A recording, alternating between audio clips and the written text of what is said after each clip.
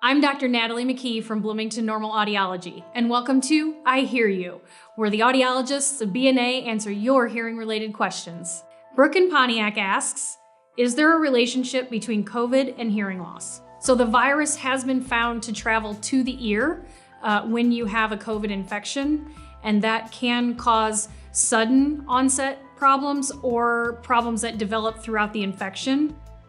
Those would translate to stuffiness, congestion, and fluid buildup in the middle ear, which would be a conductive hearing loss that usually can be treated, to more severe types of hearing loss that involve the nerve or the inner ear organ called the cochlea.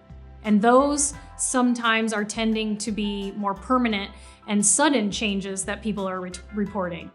Those hearing losses are best addressed as soon as possible when you notice them, so that we can evaluate the etiology or the source of that and try to treat it as best as possible.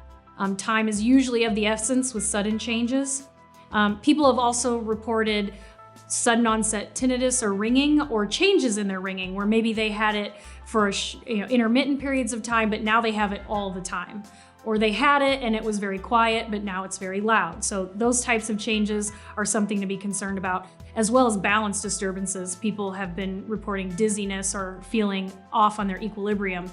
And those are also sometimes difficult to, and take some time to treat in the long run. So this is a good time to mention that if you haven't had a baseline hearing test, that's what baseline hearing tests are good for, is if you're not having a problem, you go in and you get a reading so that if something does suddenly pop up, we can compare it to what you had before and know, and not just have to guess maybe what changed. So the virus has been shown to travel to the ear, and the way it's presented has changed a little bit with the mutations. If you're noticing a change in your hearing imbalance with a COVID infection, it is important to mention it as one of your symptoms to your doctor or your audiologist so that that can be looked into further and treated with your other symptoms. So I hope that helped. If you have more questions, let us know. I'm Dr. Natalie McKee from Bloomington-Normal Audiology, and we are here for you.